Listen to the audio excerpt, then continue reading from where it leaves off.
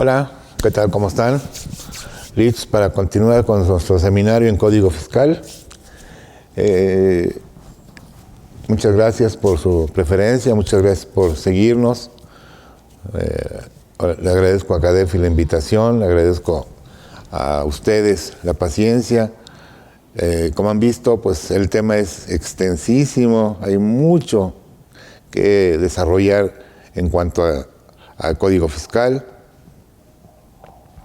Y bueno, sin más preámbulos, ¿les parece que comencemos con el texto del 5A? Ahora sí, habíamos platicado la charla anterior, el día anterior, las razones que motivaron a crear este artículo 5A. ¿Se acuerdan que les comenté, que les desarrollé, que hay varios puntos medulares en el Código Fiscal? En eso nos estamos centrando. ¿Estamos? En el artículo primero, si quieren hacer una referencia. Estoy pensando en los artículos más relevantes, ¿ok?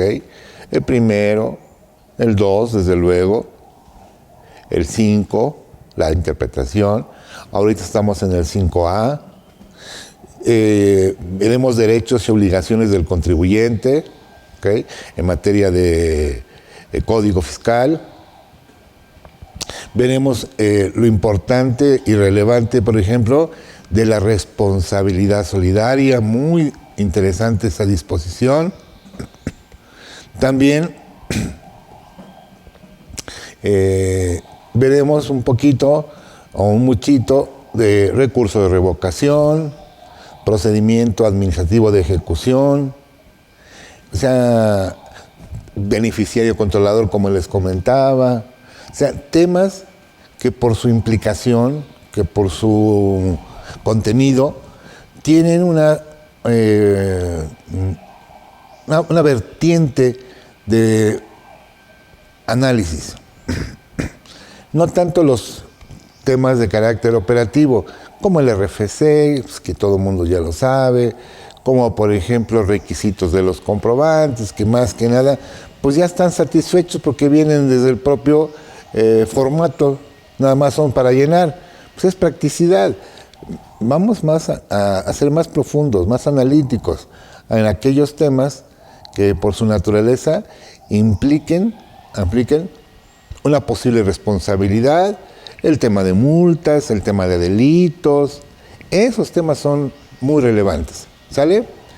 Bueno, les comentaba, la charla anterior teníamos el análisis del origen o de la inclusión de lo que es razón de negocios o cláusula antiabuso o cláusula antielusión, así nombrada por especialistas, por algunos articulistas, por algunos ponentes o expositores. Vimos que hay una tendencia mundial a que en todos los países que conforman ahora sí que el universo, en sus legislaciones, en sus políticas tributarias, exista una figura similar. Vimos el caso de Estados Unidos, el caso de Irlanda, el caso de Alemania, el caso de Francia. Se dan cuenta que esto no es una cuestión nada más de carácter nacional. Entonces, obedece esta famosa cláusula antielusión o razón de negocios, pues obedece a tendencias mundiales. Es un propósito de las naciones establecer en sus códigos tributarios pues este tipo de textos para evitar el uso abusivo del derecho. Porque eso es lo que hacemos, o se hace, se abusa del derecho. No es que esté prohibido, pero pues si no se justifica, es ahí donde está el abuso. Por eso los países pues le han puesto una importancia relevante a ese concepto. les comentaba, cuando tengan la oportunidad, entren al CIAT, Centro Interamericano de Administraciones Tributarias, y vean en su código tributario el artículo 11. Artículo 11 del código del modelo, se llama modelo del código tributario. O sea, de alguna forma, la intención de este CIAT, al hacer un modelo de código tributario, es que los códigos tributarios, en este caso de todos los países de habla hispana, sea muy similar, se homogeneice, es decir, se analogue. Y la cláusula antielusión, pues van a ver que viene pues de ese código tributario y de esa tendencia internacional o mundial. ¿Okay? Cada país lo redacta de aquella manera o de aquella forma que lo considere conveniente pues, para su supervisión, vigilancia o, en su caso, aplicación. En el artículo 5A del Código Fiscal de la Federación, que es uno de los artículos, les digo, muy importantes, veremos unos de 10, ¿qué les gusta? No, de 10. Es que no tengo ahorita aquí la dimensión de todos los temas. Hagan de cuenta, veremos 20 temas, 16 temas relevantes, ¿ok? Relevantísimos. Claro, perdonen si ustedes quisieran ver otros temas, pero yo me enfoco a los temas que pueden causar mucha controversia. ¿Estamos? Y sobre todo, si van a causar controversia, ¿cómo lo vamos a atender o resolver o cómo lo vamos a controlar? Bueno, en el 5A, el nuevo 5A, dice, si haces un acto jurídico, y hay que empezar a revisar todo el texto, o sea, analizar palabra tras palabra, lo que hemos visto, lo que les he platicado. ¿Se acuerdan que en la charla anterior hablamos de interpretación, fuentes de interpretación, métodos de interpretación, para poder comprender de una mejor manera todo el contenido de una disposición? Y los actos jurídicos, o sea, acto jurídico que hagamos, cualquiera que él sea, los actos obviamente nacen en el mundo de la voluntad, ¿se acuerdan que lo vimos? ¿Okay? La máxima de los actos jurídicos es la voluntad y el objeto. La voluntad y el objeto. ¿Queda claro? Esa es la máxima de todo y cualquier acto jurídico. Dice, los actos jurídicos, y luego lo subrayo, que carezcan de una razón de negocios. O sea, si el acto jurídico no tiene o no contempla en su contenido una razón de negocios y que generen un beneficio fiscal, ahí es a donde está el efecto. Que generen un beneficio fiscal, directo o indirecto, tendrán los efectos fiscales que corresponden a los que se habrían realizado para la obtención del beneficio económico razonablemente esperado por el contribuyente.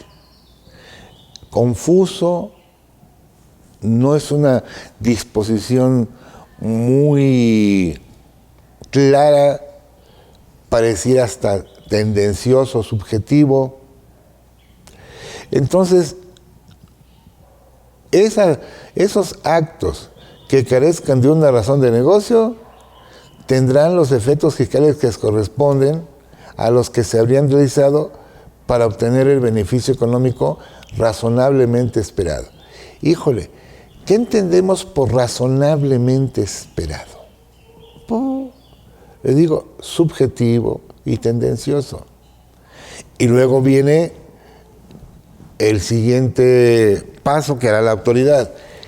En el ejercicio de sus facultades de comprobación, o sea, esto va a ser solamente cuando estemos ante la presencia del 42 del Código, facultades de comprobación, cualquiera de las 13 fracciones que contempla el 42. Pues cuando tengamos una revisión al tema razón de negocios, tenemos que ver que efectivamente se funde en el 42, pero en alguna en específico, porque tiene 13 fracciones. No nada más en el términos del 42, sino en la fracción que le sea aplicable, porque el 42 es una norma compleja, integrada de párrafos, incisos, subincisos y fracciones. Entonces, a revisar cuando venga ese acto si está debidamente fundado y motivado. Dice, la autoridad fiscal podrá presumir, o sea, es una potestad. Podrá, si quiere o si no quiere, es una opción. Podrá presumir. Presunción. ¿Qué significa la palabra presunción? Presumir es pensar, creer, imaginar. Digo, estoy tratando de ser un diccionario. Este tipo de presunción en el derecho se le conoce como la presunción juris tantum. Juris tantum. I-U-R-I-S-T-A-N-T-A-T-U-M. Juris tantum. Este tipo de presunción admite la prueba en contra. ¿Ok? No es igual que la juris et de juri. Entonces, si esta presunción permite que se exhiban evidencias, lo importante de ustedes es de que cuando hagan un acto jurídico tengan las evidencias. Y entonces, hoy vinculo, o hoy entiendo mucho más el concepto materialidad. ¿Ok? Hoy van de la mano la razón de negocios y la materialidad, desde mi óptica, desde mi planteamiento o punto de vista. ¿Ok? Entonces, con las evidencias, las pruebas o todo aquello que yo aporte, incluyendo descubrimientos de la ciencia, como dice por ahí el 93 del Código Federal de Procedimientos Civiles, los medios de prueba, ¿ok? Pues voy a, en dado momento, justificar que en mi operación existe y aplica la razón de negocios, ¿ok? Dice, podrá presumir que los actos jurídicos carecen de una razón de negocio. ¿Y en qué se va a basar el fisco? Dice, con los hechos y circunstancias que se conozcan al amparo de dichas facultades. Y luego viene el elemento cualitativo de nuestro comportamiento, así como de la valoración de los elementos, la información y documentación que se obtenga durante la misma. Ahí están las pruebas, los soportes, la evidencia. Entonces hay que prepararla. Hay que prepararla. No obstante lo anterior, el fisco no podrá desconocer para efectos fiscales esos actos jurídicos, sin que antes se dé a conocer dicha situación en la última acta parcial de la fracción 4 del 46 de Código, que viene siendo facultades de comprobación vía visita domiciliaria, en el oficio de observaciones, que es el caso concreto de revisión de gabinete, o en la resolución provisional del 53B, y hayan transcurrido los plazos a que se refieren los artículos anteriores, para que el contribuyente manifieste lo que a su derecho convenga, aporte la información y documentación tendiente a desvirtuar la referida presunción. Ahí está el juris tantum. Tenemos, la autoridad va a llegar, va a revisar, para ellos van a poder presumir que no hay razón de negocios y yo tendré que demostrar con mis evidencias que no cometí ninguna infracción o alteración, o que en mi acto jurídico sí existía una razón de negocios. Les comentaba en la sesión que antecedió, oigan, si una estética compra shampoos, compra peines, compra tijeras, pues queda claro, es entendible, porque es su giro, tiene una lógica, una razón de ser. Pero si en esa estética compran cemento en una cantidad que sea irregular o irreal, pues no está dentro de su giro. Aunque tenga factura, aunque tenga contrato, aunque tenga lo que tenga, no se justifica. Ahora, si ese negocio, si ese local se va a ampliar, porque se va a hacer una construcción, ya hay una licencia, un permiso, el dueño del local ya dio la anuencia para hacer una modificación, una ampliación, una mejora, pues me queda claro que con las evidencias pues fue necesaria la utilización del cemento. Pero si no hay una probanza de esa naturaleza, pues el fisco le va a decir a ese contribuyente, pues no te puedo aceptar tu deducción o tu operación. Aunque tengas contrato, aunque tengas FDI, aunque hayas hecho transferencia o hayas pagado con cheque para abono en cuenta, aunque cumplas con todos los requisitos, pues tu operación rompe los esquemas. ¿Sí? ¿Me expliqué? ¿Ok? Bueno, y vamos a tener un plazo de gracia para dar, ahorita vamos a hablar de eso, para de exhibir nuestro dicho.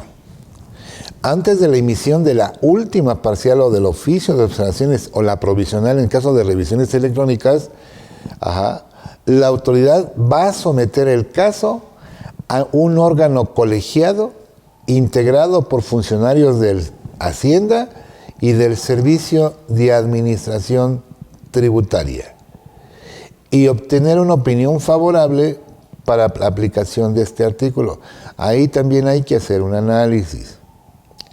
Dice, la autoridad fiscal deberá someter el caso a un órgano colegiado, integrado por funcionarios de Hacienda y del SAT. Miren, si checan ustedes el reglamento interior de Hacienda y el reglamento interior del SAT, esto ya lo revisé, no hemos tenido un caso todavía en la vida real, ya esperamos que nos llegue uno para ver si funciona nuestro argumento. No vemos la posibilidad de que por reglamento interno o interior puedan crear órganos. Fíjense, lo que a mi juicio, a mi entender y parecer, haría que ese órgano, si se crea, no tenga competencia, porque no está previsto en los reglamentos interiores. Ese es un argumento que utilizaremos en caso de ser necesario, pero ya en una defensa. ¿Puede que prospere? puede que no prospere, no lo sé, porque la decisión la va a tomar un juez. Yo revisando así, con lupa, a detalle, lo que pueden hacer estas autoridades, pues dice claramente un aforismo latino: la autoridad solo puede hacer lo que la ley le permite. La ley se lo permite, pero la creación de este tipo de órgano o de este tipo de área, pues debe de estar integrada a través, no integrada, debe de tener un nacimiento formal, y el nacimiento formal estaría en los reglamentos interiores. ¿Estamos? Incluso quién lo va a presidir, qué facultades tiene, etcétera, etcétera. Y vemos que no está a este instante, a este momento. Por consecuencia, sentimos o siento en lo personal que este órgano, pues, desde su nacimiento adolece de legalidad, porque para mí no tendría competencia. Pero no todos los empresarios lo van a querer pelear. ¿Están ustedes de acuerdo?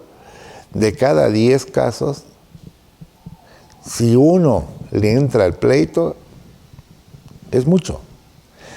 La mayoría de los contribuyentes, y digo, es la verdad, la mayoría, no todos son afectos a una defensa. Por los costos, por la incertidumbre, por el tiempo, por no quererse desgastar, por no querer chocar con la autoridad o hacer una relación ríspida, por temor a una represalia, porque vayan a buscar otras cosas. Entonces el contribuyente o el empresario, los empresarios, tratan de estar lo más alejados de la autoridad fiscal. Entonces entendemos y entiendo muy bien que muchos empresarios pues lo van a dejar, lo van a tolerar, ¿sí? Y aunque mi argumento pueda ser sólido y pudiera tener éxito en una defensa, más otros argumentos que obviamente se plantean, pues no siempre será la solución que tome el empresario, el contribuyente. Entonces, si no van a ir a defensa, ármense de pruebas, ármense de evidencia, para que esto quede resuelto en esa facultad de comprobación. Nada más. Nada más. ¿Ok? No más, sin tener que desgastarse en una controversia de naturaleza jurídica, de naturaleza legal. ¿Estamos? La autoridad fiscal podrá presumir, otra vez la presunción, salvo prueba en contra, que no existe razón de negocios cuando el beneficio económico cuantificable razonablemente esperado sea menor al beneficio fiscal. Es decir, si ustedes, la operación, vamos a poner un número así a grandes rasgos, genera 800,000 de beneficio económico, pero el beneficio fiscal es de 1,000,000, ahí es donde no hay razón de negocio. Pero si el beneficio económico es de 1,200,000 y mi costo fiscal fue de 1,000,000, pues no pasa nada. ¿Estamos de acuerdo? Cierta congruencia, que guarde una lógica. ¿Okay?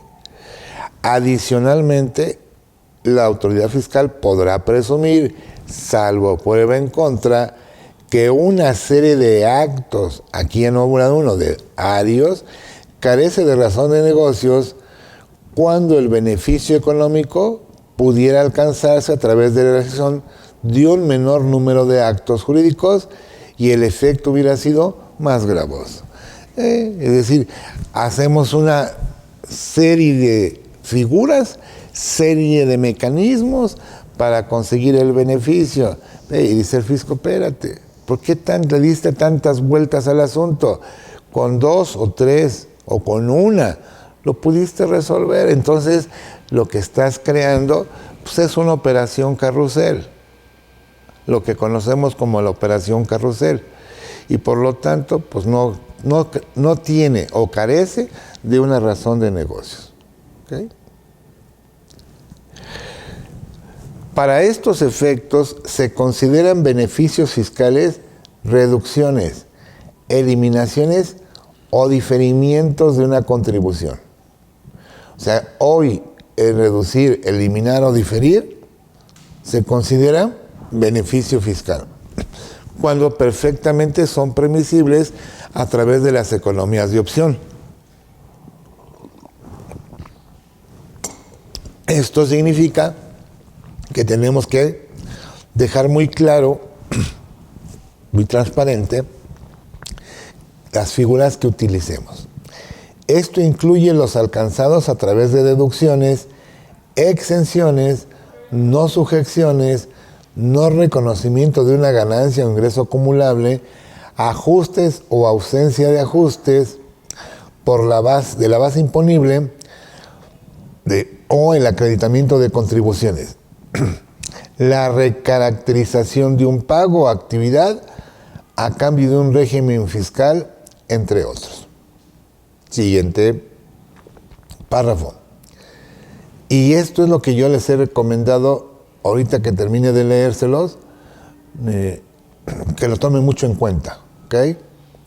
Se considera que existe un beneficio económico razonablemente esperado. Ahí está lo que decíamos de la incertidumbre, cuando las operaciones del contribuyente busquen generar ingresos, reducir costos, aumentar el valor de los bienes que sean de su propiedad, mejorar su posicionamiento en el mercado, entre otros casos. Fíjense, qué interesante. Yo, desde mi personal y particular opinión, podemos no estar de acuerdo. Digo, les decía yo, en la materia fiscal nadie tiene ni la verdad ni la razón absoluta, así que es por demás quererse montar y presumir, es que yo me las sé todas, por favor, o es que soy infalible. No mintamos, no entremos en controversias, no nos apasionemos ni compremos boleto de un tren al que no nos vamos a subir, ¿ok? Entonces, para no entrar en controversias, y podrán no compartir mi opinión, no sé si autores, expositores, amigos, desconocidos, ustedes mismos, miren, yo he recomendado, si quieren ustedes hacerlo, que esta parte que acaban de ver forme parte de la actividad económica de la empresa. Si es una persona moral, jurídica, una persona jurídica, que establezca en un plan de negocios, que sería lo menos, que establezca estos mínimo 4 elementos. Ahora, imagínense que esto lo establezca en su objeto social.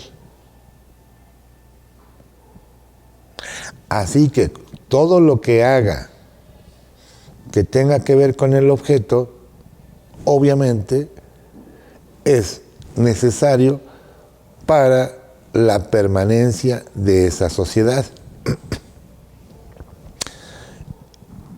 Estaríamos ante un fenómeno de gasto estrictamente indispensable. Asociaríamos gasto al ingreso. Fíjense, qué interesante. Permisible por el artículo 4 de la Ley General de Sociedades Mercantiles, que si quieren estudiar, estudien, 26